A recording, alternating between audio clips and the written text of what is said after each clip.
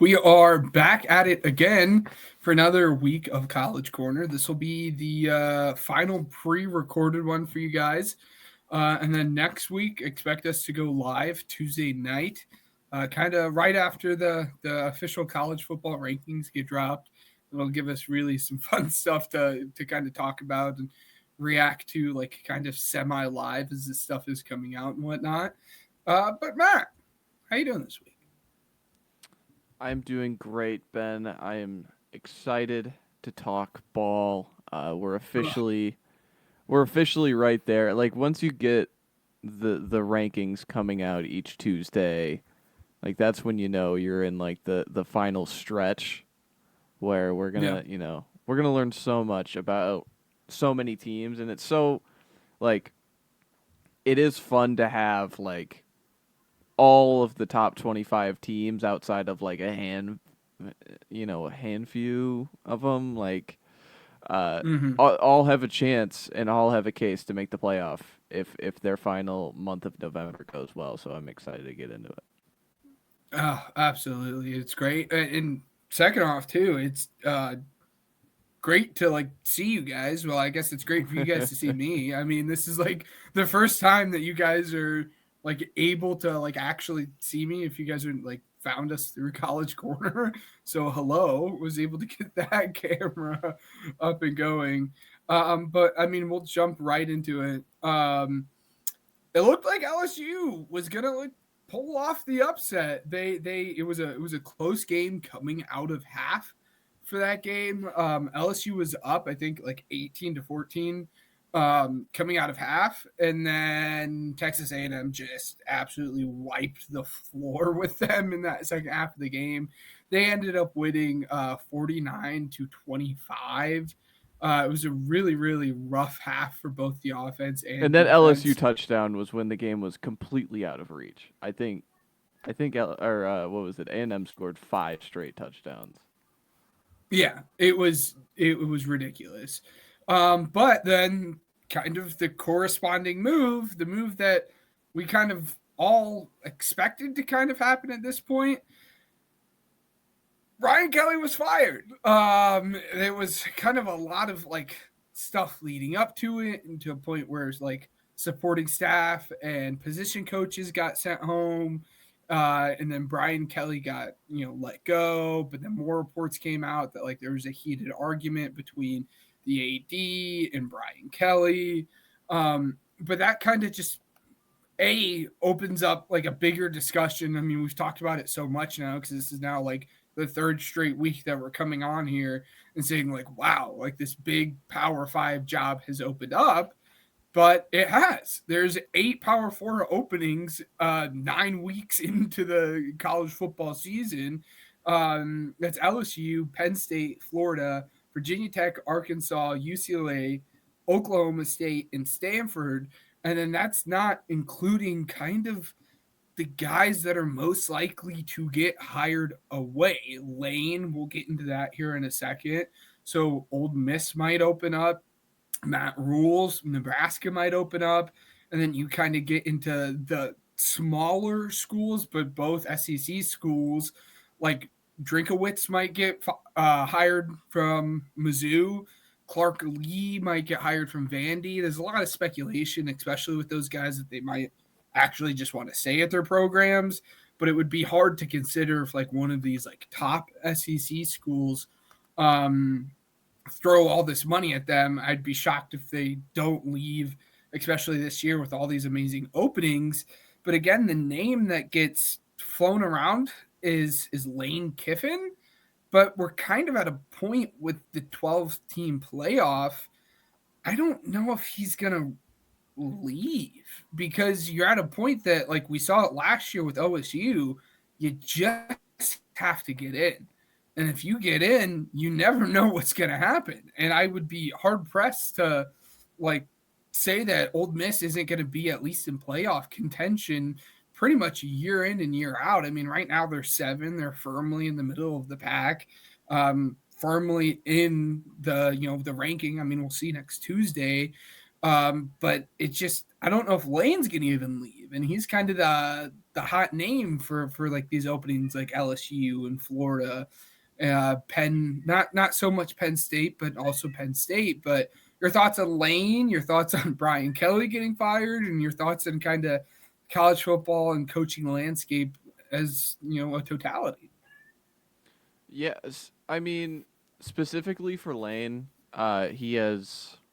I mean, there's three dominoes he could choose, to push down, which is it was always originally like, oh, Florida's the big gig, Florida's the job for him, and he's flirted with it within in the past, and now you have LSU come open, which LSU in any cycle, not even like this one specifically, is a top 5 job in the country because you have the Yes. recruiting base out of Louisiana, and like you think about how unlikable and just how like spiraling Brian Kelly was. The number one player in back-to-back cycles committed to LSU, and Bryce obviously flips to Michigan, and Lamar Brown is committed there currently. It's just you are always going to have such a great recruiting base down in Louisiana and down at Baton Rouge. So like that again is just going to continue to make it a great job. So if Lane wants to take one of the best jobs in the entire country, I would completely get it. And then your last point of talking about what if he just stays at Ole Miss? They have been a college football playoff contender the last 3 years, and that was even 2 years ago when it was a 14 playoff. Like you think about going into the Georgia game a few years ago where they get ransacked, they get pantsed by Georgia under the lights, but still you had an opportunity where Ole Miss was a real playoff contender, and they've only continued to statically still be in that conversation. And we can make all the jokes about 24 and about how they lose to Kentucky and things like that. I mean, there's not many jokes to be had in 2025. So that's what's fascinating now is that why do I have to go to Florida? Why do I have to go to LSU? Because I've already created something here at Ole Miss that is real, and you could create a legacy at Ole Miss where LSU and Florida, it's kind of you're just I don't want to say you're just another guy, but it's like they think of you as how many rings do you get more so than your actual, body of work. Where Ole Miss is like you could be celebrated as a god, brother. Like so, I'm excited to see how he makes that choice. But talking about, I mean LSU, we mentioned it a little bit on the NFL recap. I mean this this was bound to happen. It felt like the Yeah. way the game just got introduced, like from the get go, watching the game against A&M, like the way Herb Street and Fowler kind of opened it up, it felt like a real like this is it. This is the empty the clip game for LSU. If they don't win this game, what happens? Who knows? And did they not only lose the game, they quit. They quit halfway through the game, and it just did not feel like they had enough in the tank. The Brian Kelly whole like every time they showed him on the sideline, he was yelling at somebody. He was angry about somebody, Yes. and yeah, I mean it was just it was a shotgun wedding that never went right. I remember when Brian Kelly was hired at LSU, I was skeptical, but at the same time I was like, well, he's won everywhere, and now you're giving him more, tools at his disposal. I think this could go well, and then like from the get go, the fake accent and just walking her, it's like, Ugh. oh man, this reeks of not. It just reeked of not going well, and inevitably it doesn't go well.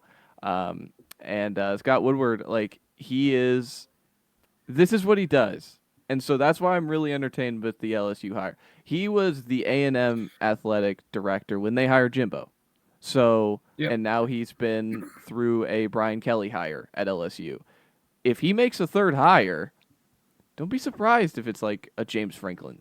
If you swing and miss on Lane, it's going to be someone that we're like, oh man, that's a big splashy move because that's just what the guy does. And what's wrong with paying John Summerall like lower level in the SEC? Like you don't have to give him the massive buyout. And if it doesn't go well, it doesn't go well. But I that's kind of where I'm thinking. But uh, yeah, seeing Yeah. that job come open is so crazy. Well, absolutely. And I mean, it goes back to everything that we had kind of said about LSU. Summerall, again, that's the person I will continue to push for these jobs. But I just would not be shocked at all if it ended up being a Lane Kiffin or just some like random name that we didn't think about that we thought was untouchable because of the Hmm. brand that LSU has. Like going back to the Brian Kelly hiring, like no one realized Brian Kelly was even on the table. But you leave Notre Dame because of the brand and the backing that that program has specifically for football, and coaches are willing to give up what they have at a good school to go to LSU. So again, I'm just LSU seems like it's obviously probably going to be the first shoe to drop in terms of just head coaching hirings in general, just because I mean, unless you're like Kirby Smart, Kurt Signetti, or like one of those top guys, pretty much anyone is on the table for them. They've shown Hmm. that in the history of this program. Um, so I'm just again interested to see what route they There's go one down. there's one speaking along the lines of like plucking them away and just seeing how that would go. Heupel at Kentucky or at Tennessee. I think Heupel is an interesting name to think about because mm, how he's stabilized that program and how they win, and you have the fun offense. We score points, just things that attract fan support. And I mean, he's not committed to Tennessee in a sense. It's he's an yeah, OU alum, so you think about that. Like that's why I'm skeptical on like a Clark Lee leaving because he is Vandy through and through, and I think this is his dream job. Where I think that I was looking at that one this week and seeing how Tennessee finishes out. If Tennessee makes the college football playoff in back-to-back years with the new format, like somebody that's certainly a chip in a negotiation. yeah, no, absolutely. Um, Again, just a lot of shoes to drop. Again, 8 openings as we speak for Power Four. Sure to be more to open up, as we've said, like UNC, so on and so forth. Um, again, where does Layton go? Does he stay? Does he not? But that kind of leads us perfectly into kind of this next game. Ole Miss ends up beating OU, kind of despite the fact that they wanted to kind of lose this game. It felt like throughout certain times in this game, like it felt like they were actively trying to lose this game, given there was obviously a lot of um, turmoil. I don't know if that's the right word to use. It's the word I'll use because Brian Kelly had to speak to his team about the rumors of him possibly going to Florida before, which added a really interesting kind of element to this game in the first place. But at the end of the day, again, they continue to prove themselves. They won a close game. They were able to pull it out against OU. But then the other like fun aspect, and you were kind of the one who had brought it to my attention in the first place. OU fans are like kind of slowly turning on John Mateer, which is like a really fun storyline to follow. I mean, he wasn't like I don't feel good, I don't like but to feel bad for I OU don't know. fans, but they were sold a a bag of lies. All right, John Mateer is exciting. He is fun when you're facing Mountain West competition. I said that all along, and here it comes. We're coming to roost, and I just don't think he's a good quarterback. Does that mean he can't become a good quarterback? No, but it's at this point in time, I don't know how he's gonna navigate the rest of the schedule. And listen, we could do the hand thing. Oh well, he came back too early. The guy's spinning the ball fine. Like the velocity of like what he does is fine. It's just he's a risk taker Mhm. gambler type quarterback, and when those windows get tighter in a better conference with better players, it looks the way it looked. And so like that's kind of where I'm at. I didn't want to cut you off with Mateer, but like No. this is what Mateer is to me. And can he get Yes. better? Absolutely. But I'm yeah, it's we'll see. It's just again, and it wasn't like a particularly like awful game for him. It wasn't like his like 3 interception game that he had against Texas or whatever ended No. up being. Um, but this is kind of the game that you expect him to rise to the occasion, but he did anything but. And that was he just wasn't special at that point. Again, you saw him, as you said, like just try to force stuff that wasn't there, and it's not Hmm. particularly helpful when the only thing you know is a fastball, and Yeah. you struggle making those layered throws, which just makes it everything 10 times as hard. But it was a fun game. I watched it. I mean, it wasn't like the main game that was on for me, but I periodically, obviously, checked in on that game. And again, Old Miss really did try to sell it at times. They really did try to lose, but again, what ends up mattering is they won the game. At I the just end of want to the day, make you have my one thing with this is Kawan Lacey, the oh my transfer, gosh, transfer running back. That is that might be one of the best transfers in the country this year because you think about he yeah, still has multiple years of eligibility and just how they have like rode him in 3 specific games. The Kentucky game on the road, which is like that is the trap game of trap games. Listen, Lexington is the hardest place to play in the country. All right, as a Texas fan, unbiased, like obviously Kentucky is the hardest place to play in the country, and he was phenomenal in that game. And then you get into like the LSU game, and it's like the stats aren't popping, but like watching him down to down, he turned so many negatives, like oh this should be -2, into like a 3-4 yard gain. There was one specifically where he was hitting the backfield for like 5 yard loss, turns it into a gain of 7. It's just what he's been able to do as, such a young player and someone who didn't play basically any football last year in the SEC, for him to look the way that he has and the way like Kiffin specifically talks about him is just it's so admirable. Like I really love watching this kid play and continue to see him down the line because he's come up huge in some of these spots, even if the stats aren't like super duper eye popping. no, absolutely. Again, I mean, it's just another one of those SEC teams finding a transfer quarterback that has new or a transfer running back that has numerous years of eligibility left, Hmm. just like Mizzou did with the Matt Hardy, given that's a rough comparison because Matt Hardy might be the second best running back in college football.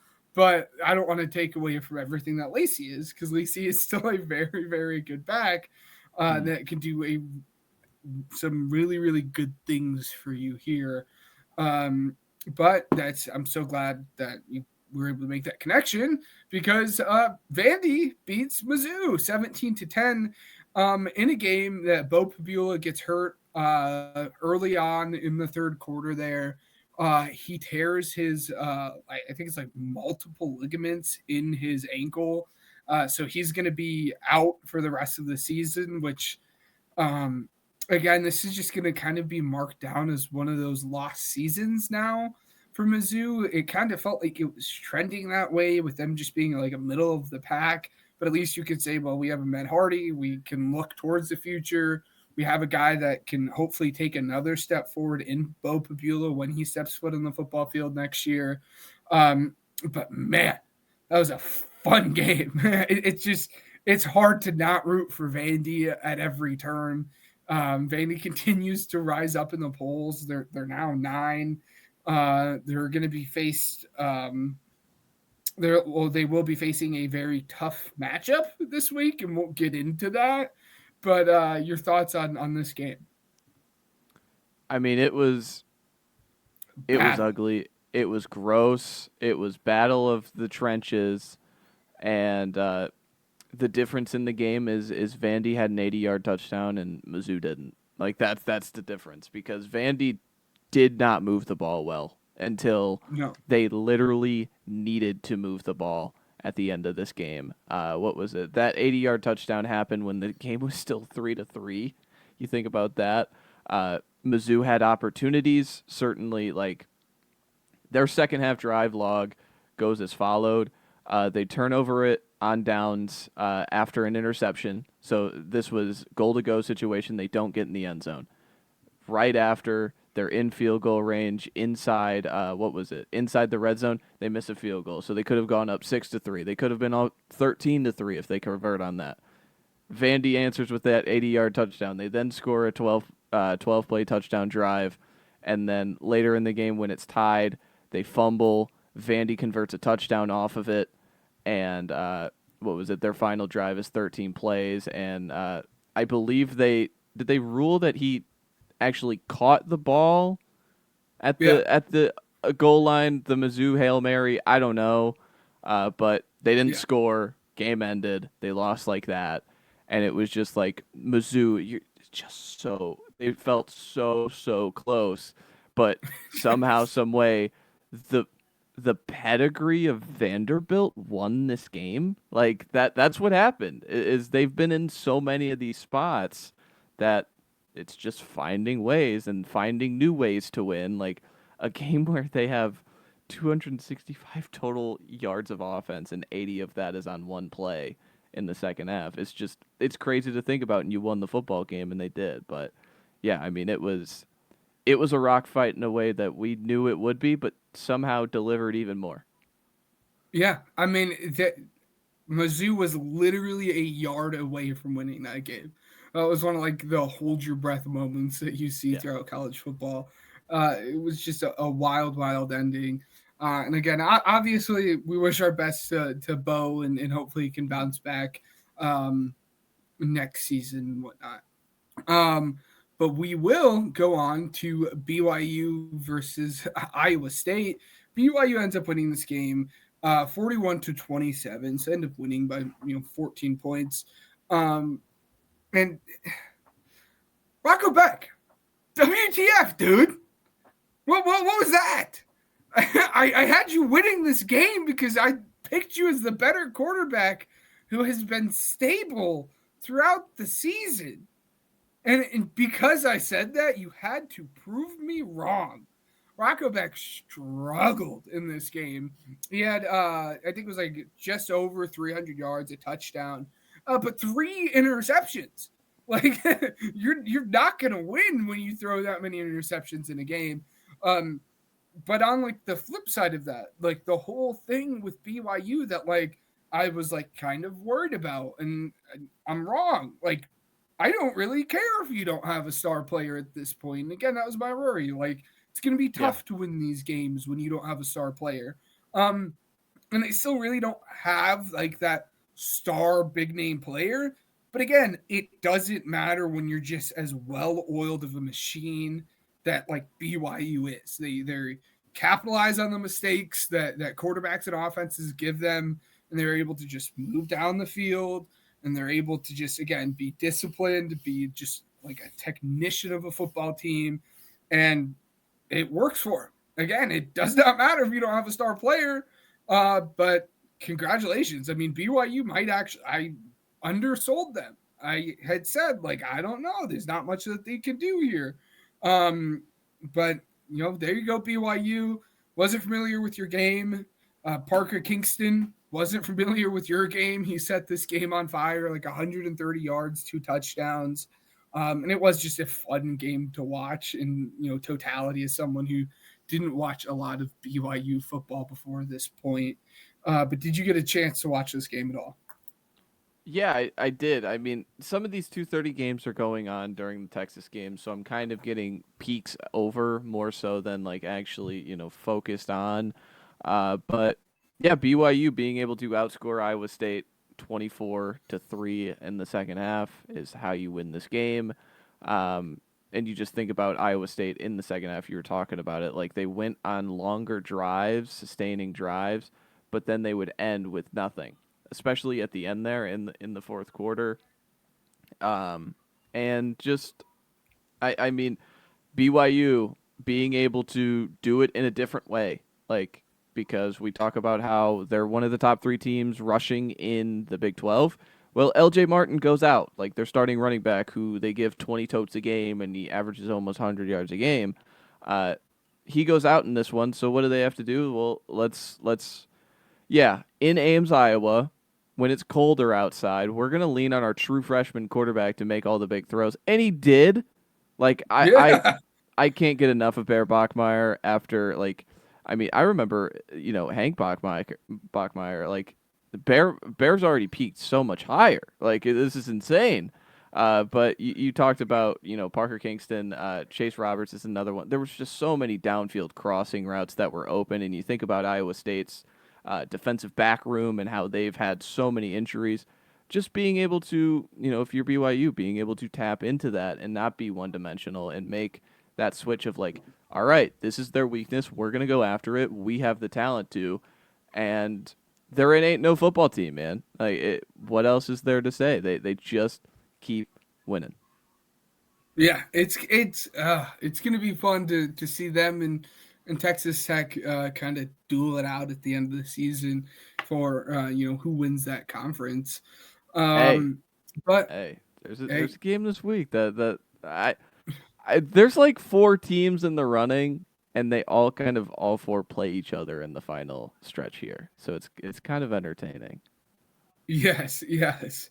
Um, And then moving on to like our little group of 5, little thing that we do here. Memphis ends up beating USF in a close game. Memphis ends up winning 34-31. USF does not score a single point in the fourth quarter. Entering that fourth quarter, it kind of seemed like they had that locked away. They were up 2 touchdowns going into the fourth quarter.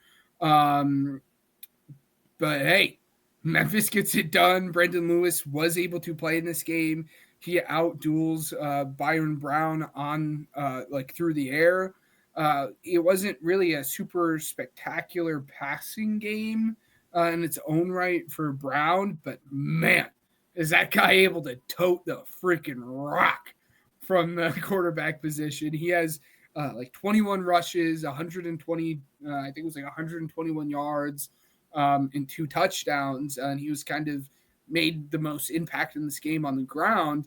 And again, it seemed like USF had this lockdown going into the fourth quarter. But again, Brandon Lewis ended up playing, and Memphis fought back and fought tooth and nail and did win this game, which kind of I don't want to say firmly, but has them now in first place for a group of 5 team to make the playoffs. And again, we'll see what the ranking looks like next week. But I know that you ended up taking the USF ticket when Memphis went up, so that had to have been a little bit of a heartbreaker. How are you feeling about that?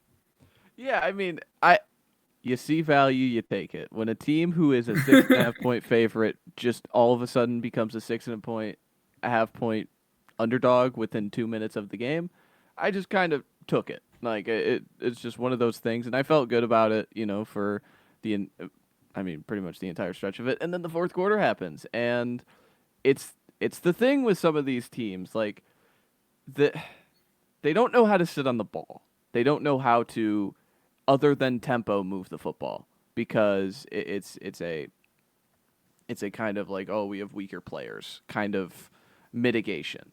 And so throughout the fourth quarter, 6 plays, 2 minute drive ends in a punt for USF. 7 play, 2 minute drive ends in a punt. 1 minute drive, which was their 2 minute drill, to get into field goal range, and they end up missing the kick.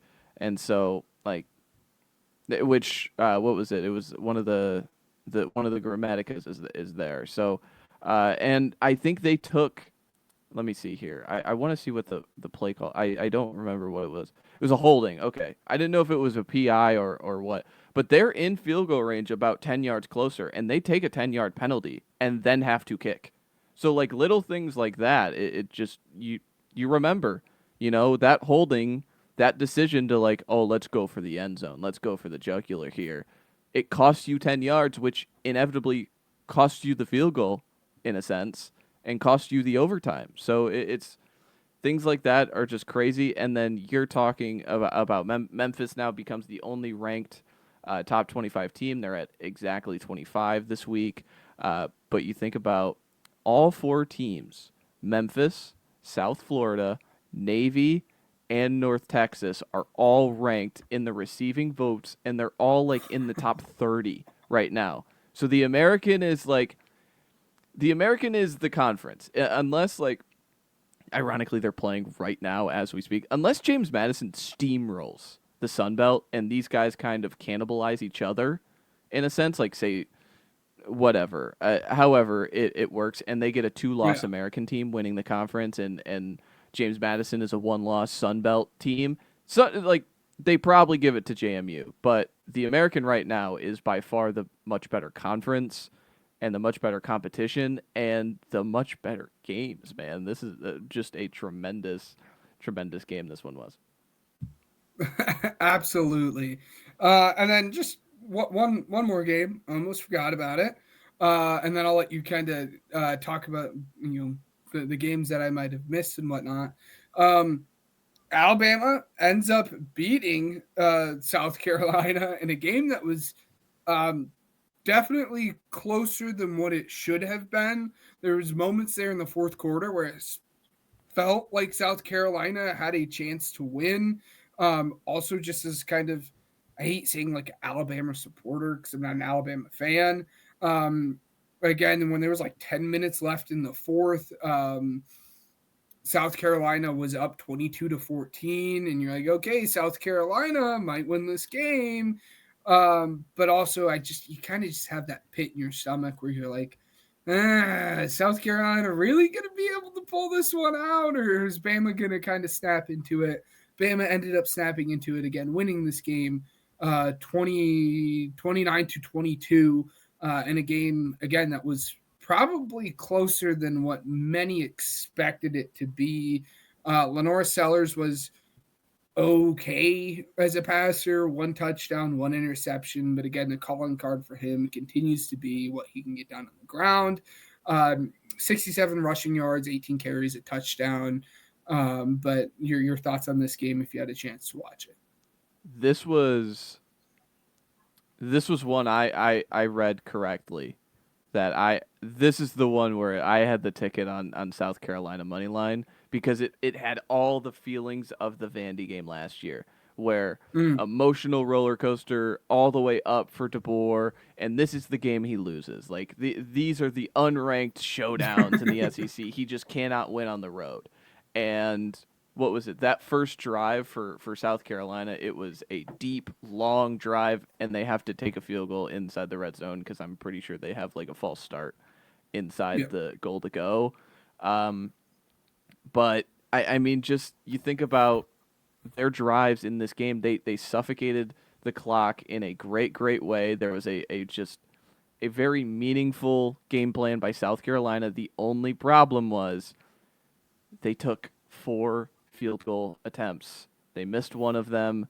They make 3 of them, and it's just you need the touchdowns to beat Alabama. As you know, as cliche as it is, you need the touchdowns at the end. Ty Simpson when it matters most. When they were down by 8 in Cocktober, they gotta have it. They have all of it, and he goes down and has a massive drive, and then they have like a little 2 minute drill, which they score a touchdown on, and they just find a way. I'm pretty sure they forced a turnover in that final. Yeah, they forced a fumble in that stretch too. So Yeah. you just think about that.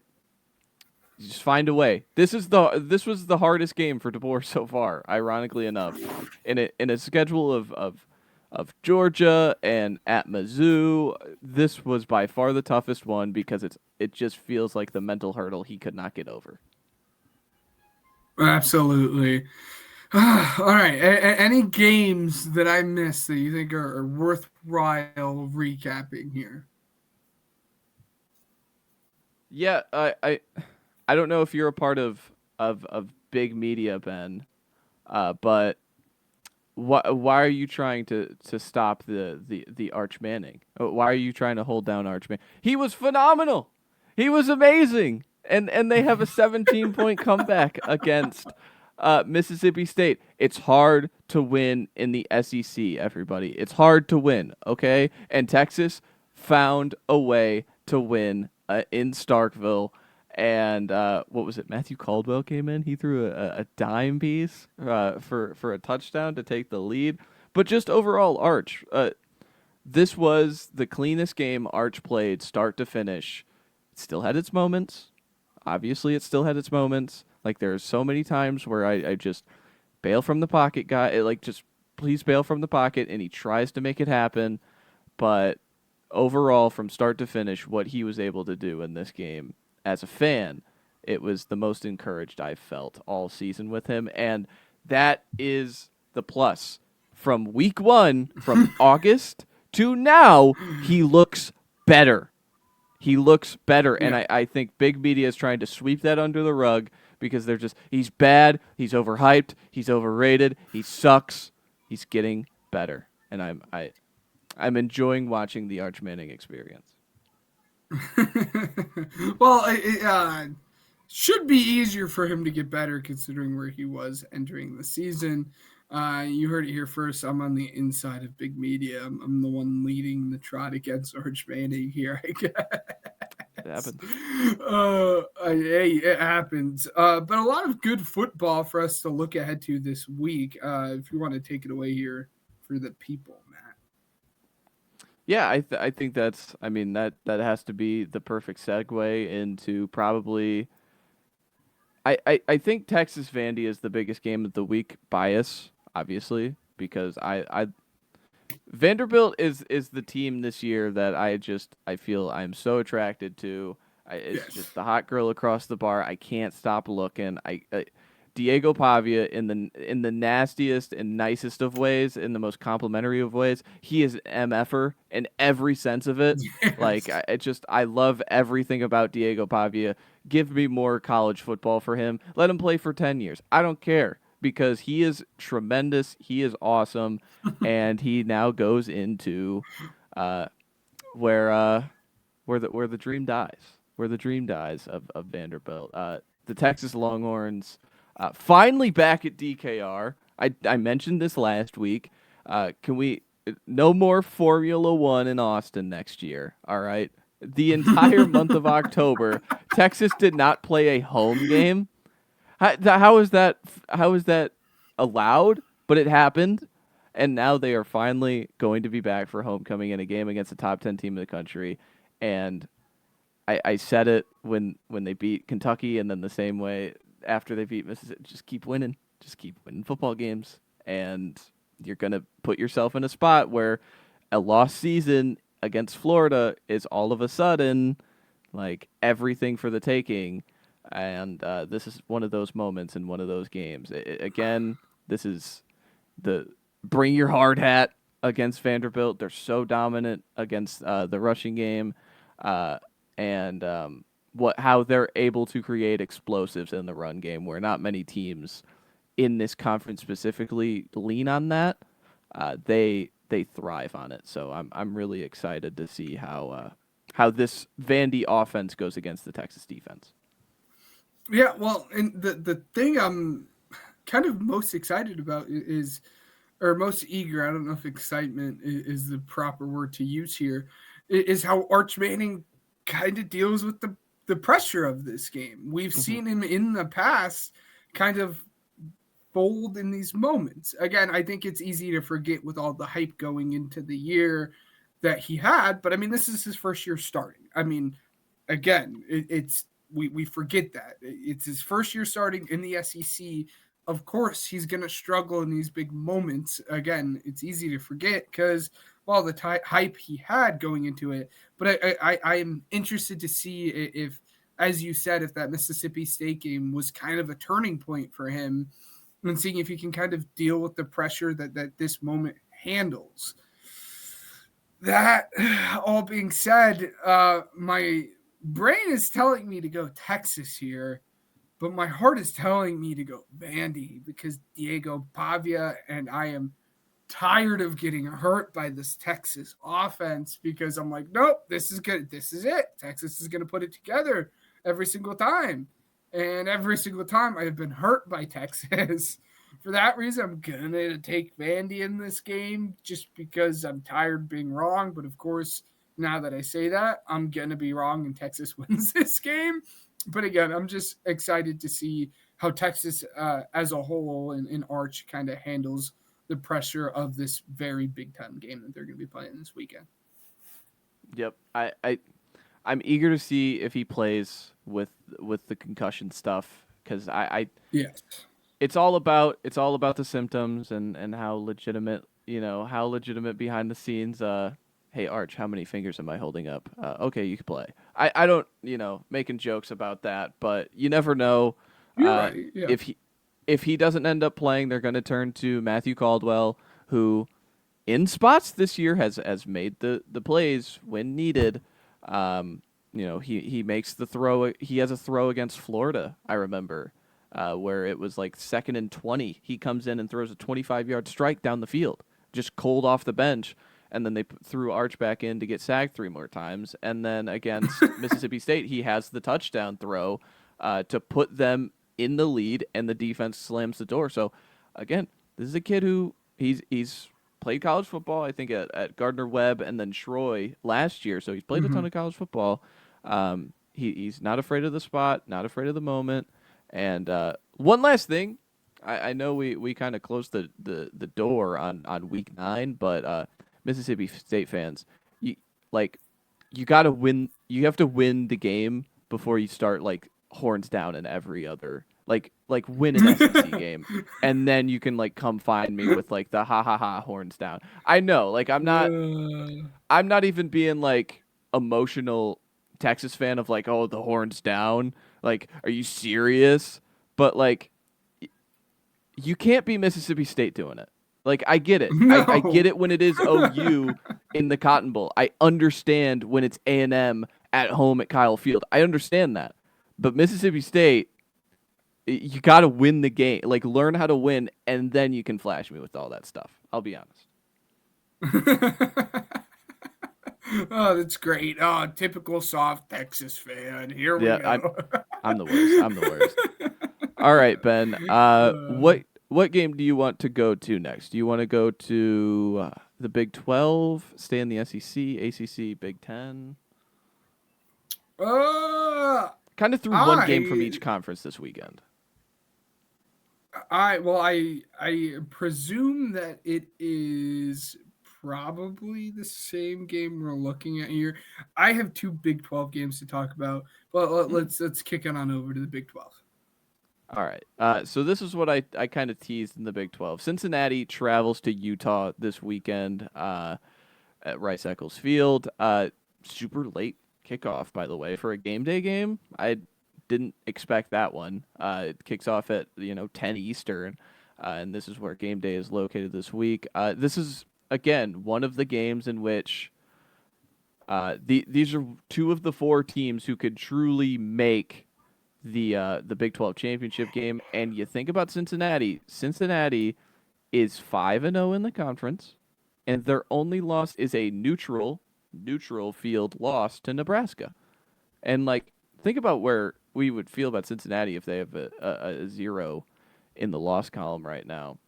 But regardless, they're the 17th ranked team in the country, and they have everything in front of them. And to be honest with you, if they win this game, I think there is nothing that really stands in the way of them making the Big 12 championship game, because this is their toughest spot left.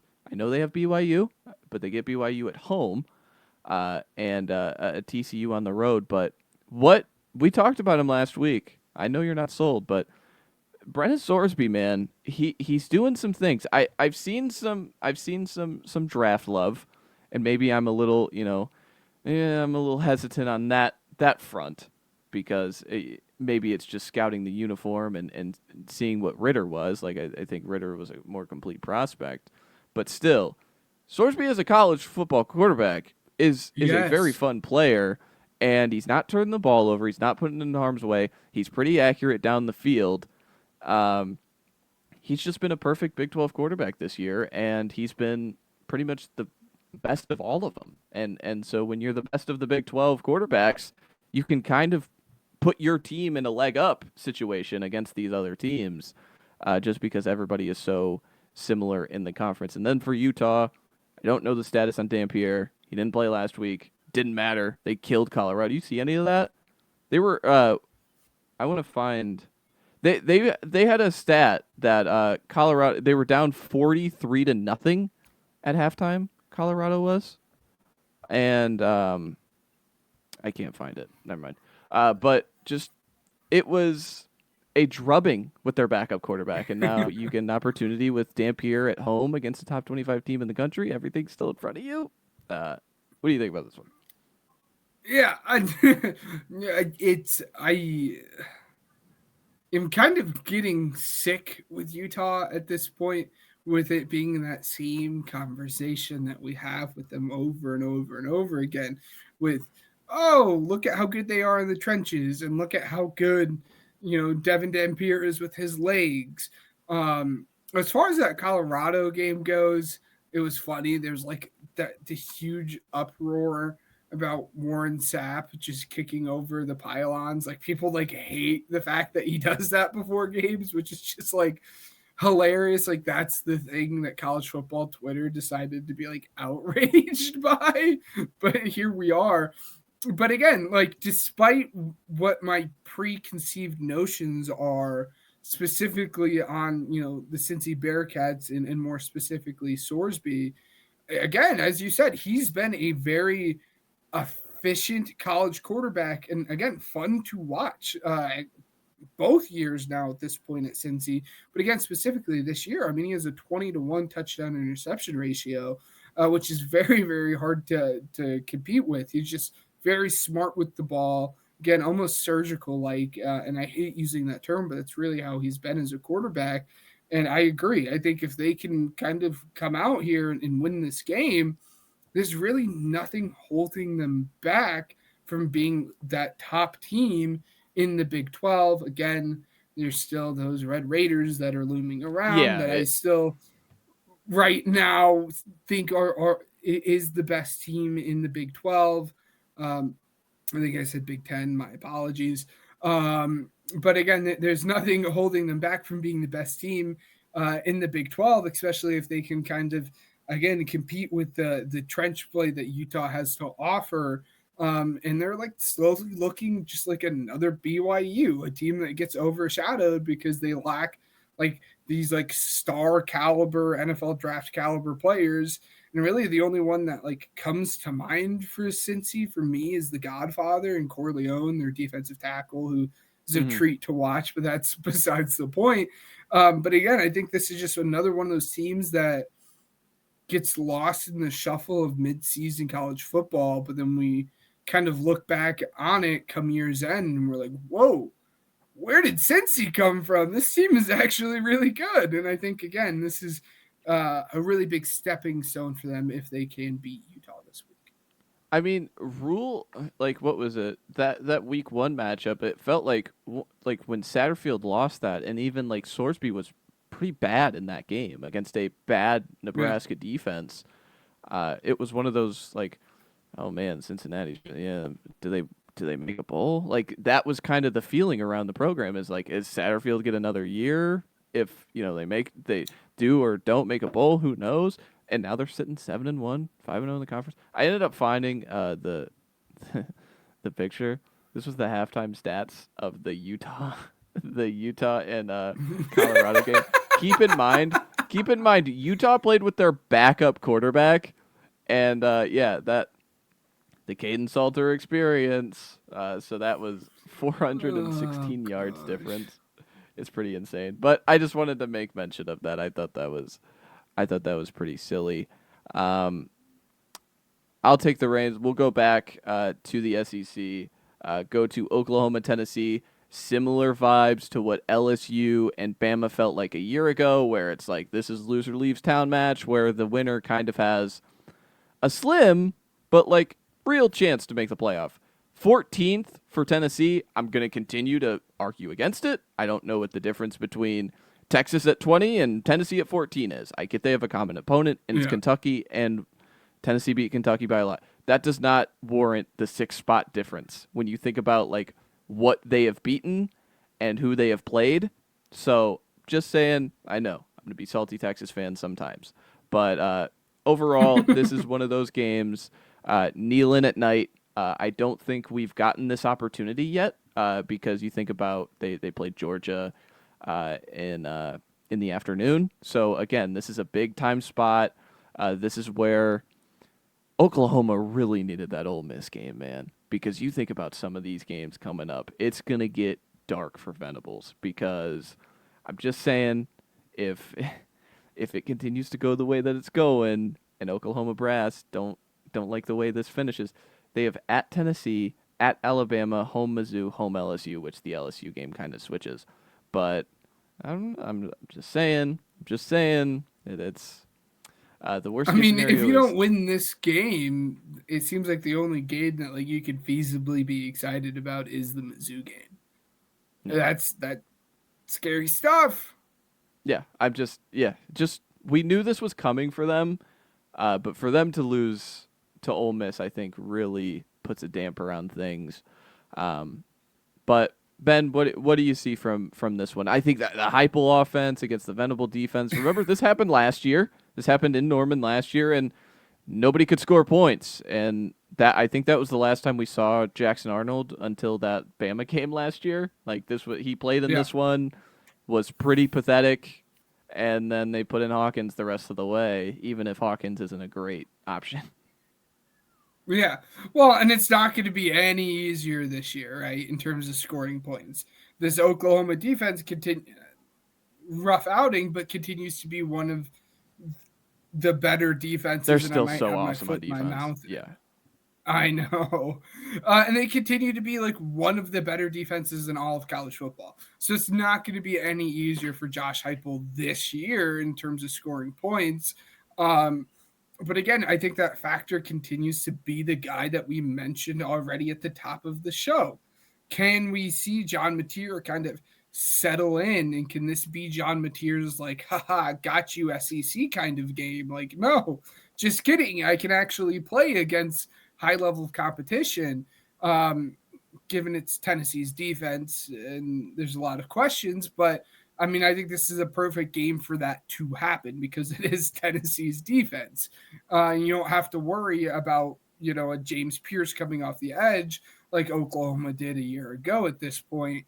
So I think kind of the swing factor is John Mateer going to figure out how to play against a higher level of competition. And I think if they do, call me crazy, I think Oklahoma runs away with this game. But now if we see him struggle, I think Tennessee and that offense might actually have a chance to win this game. As you see, I mean, they're favored. So Yeah, I mean, the Oklahoma has been able to run the ball in one football game in the SEC this year, and it was at South Carolina. However you feel about South Carolina is what it is. But this is it's that simple. I think, and they dominated that game. I also want to make mention of that. They won that game by 2 scores outright. That's kind of where this comes from. I think if they can stem everything off the run and it can gives you everything that in the ability to pass the ball down the field, I think that is where it comes from. And then as for Tennessee, they're so based in two things. It's inside zone and go routes. Like that's how they're based, and it's awkward to talk about them because I could yes. either say maybe it's good and maybe it's bad. And against Oklahoma's defense, most teams have looked pretty bad outside of Ole Miss and that half of Texas I've talked about. So I'm interested to see how the home field plays. I feel like the home field would be more points than 3.5, to be honest with you. Like I thought this would Yeah. be a close to a touchdown. Uh, it's not, and so I'm not sitting here like I'm definitely gonna bet the Tennessee side. But I just think that atmosphere for Oklahoma going into it, I just that Nealon is a monster, man. Especially in a game like this that's at night where everybody has everything still on the table. I'm really excited to see how that rolls out because I think both of these teams are worthy of the playoff, but I mean they got to prove it and beat each other. So Tennessee by a few Yep. touchdowns. But we move on. Let's go to Big Noon. Penn State, Ohio State. I know this game shouldn't get a mention. Ah. I know this game shouldn't get a mention, but this is kind of a point and laugh, haha moment, and also me Yeah. saying like, I'm happy Ohio State's back. I missed them last week. I missed their defense last week. I'm having so much fun watching them this year. Just watching all 22, watching them live, whatever. I can't get enough of this defense, and this is another spot where they should dominate. And then for Penn State, I mentioned the point and laugh. Just do the players, because there's still a ton of players playing in this game that are, from the beginning of the season. Do they still have this game circled? Do they still have this, like, hey, let's bring the fight. We could still punch with them. I know we don't have our quarterback, but we could still punch with them and make it a sloppy, drag-out fight the same way Michigan did, right? Like that has the recipe where it's like, I think everybody should look at Ohio State. I know they're two different, games and teams, but if Michigan could win that game last year, anybody could get anybody at any time. Like, truly, I've never been so wrong on a game in my life than that one. And so that's why I think, like, Penn State with the talent they have, like, there was a reason they had national championship aspirations, and they weren't called crazy for it. I think this is a game that I'm entertained to see the fight they bring, or is it kind of do we punt on this one and really give it our all against Indiana next week? Or are they just shut down? Which also could be true. I think there's so many plausible outcomes with this game. Yes. Again, there's, as you said, there's a lot of different outcomes with this game. I think OSU is just going to dominate. I really don't think it's going to be a game. Again, this could be another situation where I turn around and I have my foot in my mouth this time next week when we're talking about I'm it. looking at Penn State team total right now as you speak. And then I'll bring Perfect. But really, I want to take this time to ask the people kind of this overarching question that you had asked me this time last week. OSU's defense is so gosh darn good. I wonder if the what the people think about this, and comment down below once you guys get to this point. Does OSU's defense let up a total of 75 points throughout the rest of the season? What is it, like 31 points they've let up through the first half of college? I think it's 41. 41, my bad. 41 points through the first half of the college football season, or just over a half. Do they let up 75 points? That works out to just be just over a touchdown a game for that. Yep. Because their defense is that good of a freaking defense. Again, they're the best defense in college football. No ifs, ands, or buts about it at this point. Well, mostly no ifs, ands, or buts about it. Again, those pesky little Red Raiders are still tooting around. But they're that good, man. I can't quit. I won't do it. But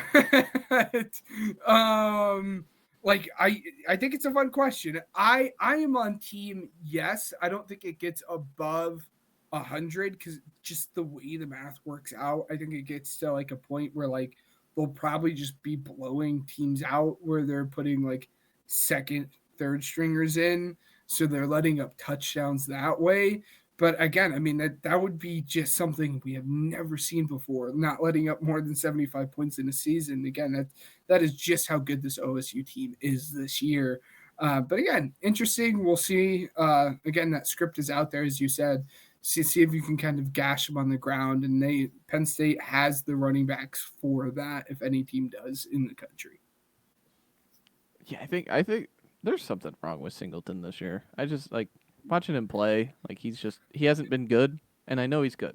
So I immediately just assume injury. So the explosion just isn't there. Yeah, at all. Katron Allen's still pretty good, but Penn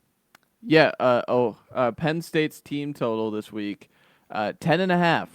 The under is juiced, minus 130 to the under, and almost like plus 100 to the over. So, yeah, I'm probably going to be taking the Penn State under this weekend, just because I don't know how they bring together 2 or 3 scoring drives to hit that total against this defense. It'd probably need to be a defensive touchdown, but just wanted to make light of this game because it is happening. Imagine where we would have been with this game, beginning of the season, like how we thought about this game and where it's come to. And you're thinking about Penn State still hasn't won a Big Ten game. The three other teams who haven't won a Big Ten game, Michigan State, Purdue, Wisconsin. Penn State is in that class this year. I think that's just crazy. Wait. Hold on. Didn't Michigan State and Purdue play each other? They have not played each other, no. I swear they played each other. No. I'm like almost certain. No, I guess not. You're right. Yeah, Michigan State and Penn State have had like identical seasons where they both started 3-0 in non-con and just from that point on plummeted. Which Jonathan Smith is thinking about the UCLA job, so I understand why they're kind of falling off. But lastly, we get into before we get into the notable games, the other notables of the weekend. The last big one I put was Miami. Just to put them on upset alert here. We talked about, the ACC continues to just be this weird little slog, and I'm keeping an eye out on every Miami game because you know why? They did it last year. They did this exact thing last year where they finished 10-2. They just missed the playoffs, and their two losses were in conference and so detrimental at the end of the season that it's all anyone thought about, and that's what kind of derailed their season. So SMU, who's coming off a loss against Wake, they could barely move the ball against Wake. By the way, Wake's pretty good this year. Fun to watch them. But SMU, did you know before that Wake game, Ben, they had not lost an ACC conference game yet? Like, their only loss was the Clemson conference championship game. So, like, this is a good football team. Like, Rhett Lashlee, this is job interview season. Hey, let's get a Miami one on the resume, Rhett Lashlee. Let's do that. But still, I think this was one that I wanted to make mention of. We had mentioned all the other conferences, so I wanted to mention the ACC in a little part and without doing it in a way that like felt self-centered because there's another ACC game that I have my eyes on. But what do you think about this one? It's funny too because there's another ACC game that I have my eyes on as well. That is not the ACC game that you have circled, but that's besides the point. I think Miami runs away with it. I really think you struggled in a game again. Wake Forest is 5-2 in their own right, but you struggled in a game against Wake Forest in which their quarterback threw 2 interceptions, and you still lost. Ruben Bain is just, we continue to talk about him, but rightfully so. He's going to feast. He's just going to have a field day against SMU and Kevin Jennings specifically. I think Miami runs away with this, and I think the spread tells you that, rightfully so. All right. Well, we hit on all those games. I probably agree with you, but I think SMU keeps it within the number. I think that number's just too big for any Carson Beck road game. I just do. Just my own opinion. But we get into the notables. I'm gonna swing it to you first. What games did we not mention that you're thinking about and excited about? I mean, there are a lot. But where else would I start other than my midshipmen? There is something in the sky, boys. Bunker down, lock the hatches, and shoot that gosh darn eagle. It's the air raid out of the sky. Let's go, midshipmen. They're playing against North Texas again. That American conference that we had talked about. North Texas is favored, I think 6.5 points in this game. So kind of firmly, which is fun because of the teams that are not ranked, Navy has the most votes. I think with like 86 or 87, something like that. Yep. But again, if Navy continues to be able to win games like this, it will be hard for the committee to leave them out. And again, the two big games are still in front of them against USF and Miami, or USF in Memphis. But man, I am just pumped. Again, this is kind of the first taste that they're going to get if they want to win the American, and this is going to be your test. And if you don't win this game, you can all but count out the midshipmen from that group of 5 team. But as you guys know, at this point, through I don't know, 10 weeks, 9 weeks of the season, we're just a pro Navy podcast here. I love the midshipmen. I want to root for them so much. But again, I think it's going to be funny because it is going to be a battle of just like the two polar ends of offense with what Navy runs with like their triple option wing T offense and then the air raid offense the North Texas offers. And it's just going to be funny to see kind of again the bipolar of it all in terms of offense. But in terms of other games to talk about, and I'm kind of stealing this one from you. It's a game that we had talked about after recording on on Sunday night. Mississippi State versus Arkansas. Someone has to win an SEC game. Neither of them have through this point in the season. If this was Mississippi, I probably, or if this was played at Mississippi State, I probably would have picked them just because, again, it's one of the most underrated places in all of college football to play. But it's not. It's in Arkansas. And I'm going to lean with the better quarterback in Taylor Green. I continue to say it. He's one of the most underrated quarterbacks. He's just stuck on an awful Arkansas team. And then kick it over to the Big 12. Two Big 12 games that I have my eye on. ASU versus Iowa State. Levitt's doesn't out. really have a yeah, it doesn't really have a whole lot of stuff to it at this point in the season. Yeah, implications is what I was looking for at this point in the season. But I'm just sick. I want to watch Jeff Sims play football. Like I'm just a sicko, like in just like the worst way possible. It's so much fun. You are. To watch that. And then the other one there is shoot. Hold on, let me find it. Texas Tech versus Texas Tech versus K-State. Yes, make note. The Iowa State Arizona State game you mentioned, it opened at 3.5. Levitt was ruled out. It's now 7.5. Well, we'll see if Rockwood can hold off on throwing 3 interceptions. But let's be honest, regardless, even if Rockwood throws 3 interceptions, is Jeff Sims going to be able to capitalize? Probably not. Even with the best wide receiver. Well, the best draft. He might not play. He didn't play against Houston. I know. ASU football. And then again, I've mentioned them a couple times at this point, but those oh my goodness, those pesky Texas Tech Red Raiders play K-State. Again, K-State is just one of those teams that just has not lived up to the expectation. But can Texas Tech just continue to rack up those Big 12 wins?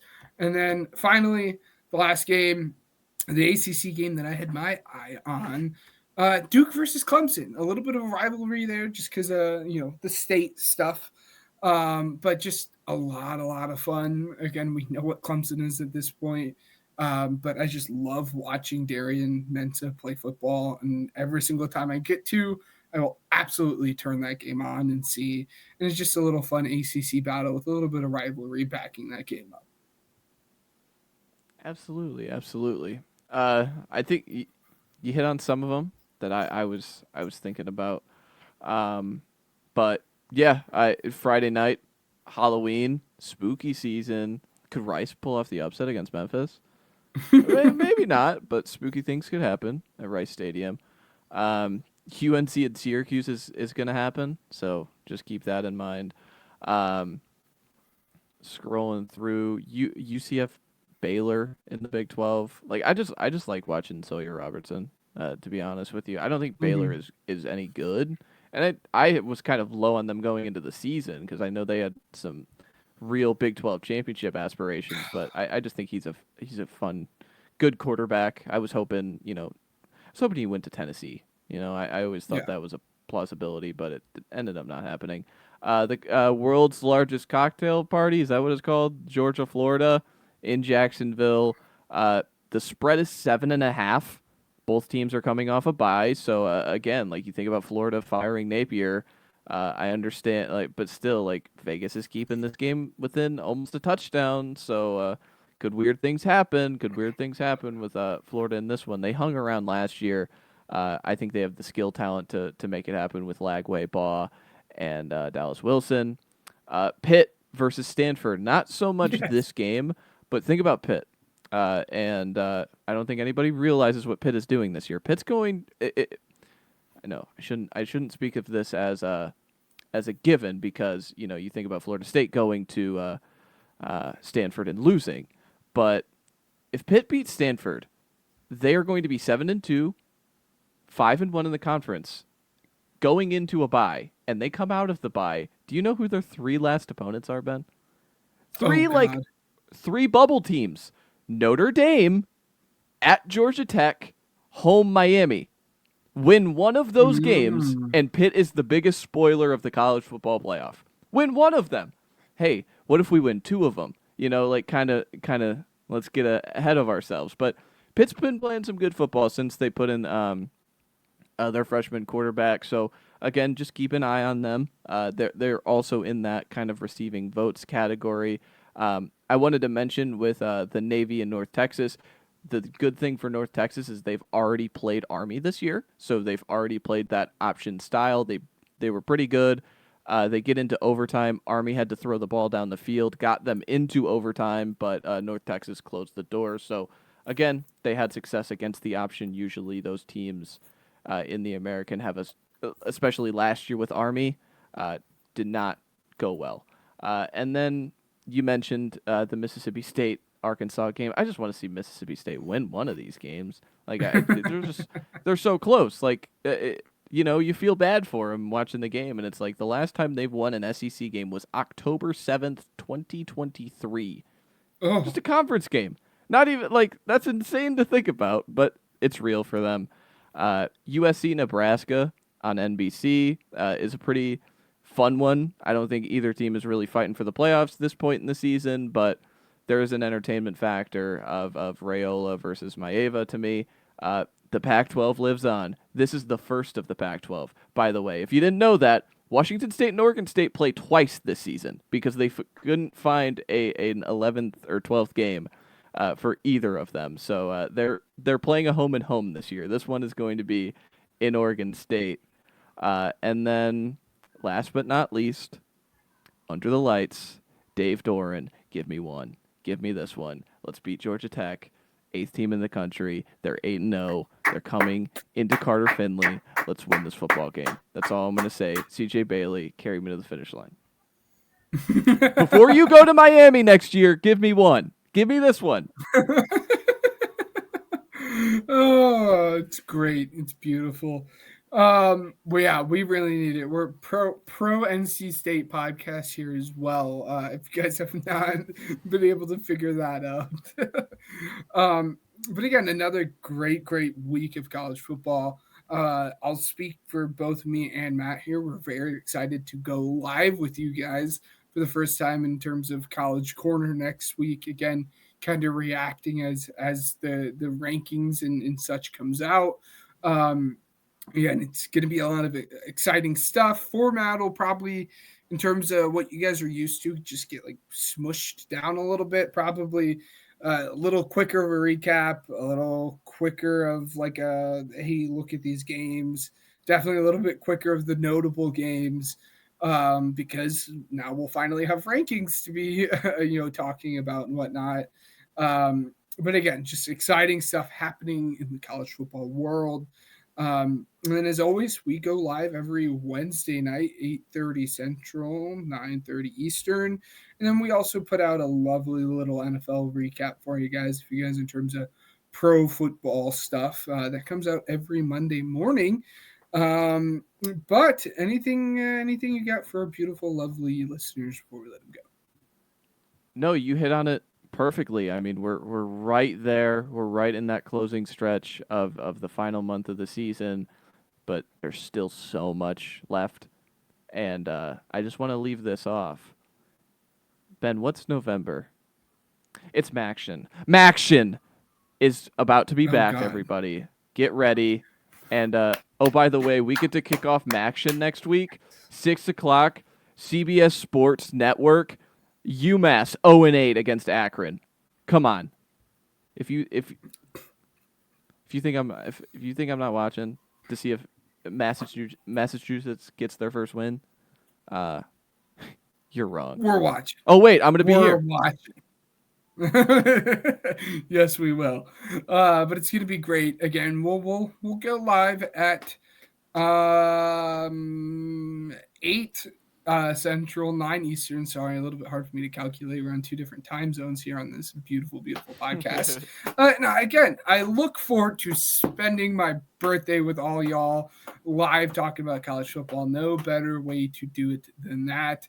But as always, we will see you guys next week, and hopefully we see you guys live later today for the Pro Football Show. But take care. And thank you for our sponsors, Regional Radio Sports, Spotify for podcasters, and Uppercuts Grooming.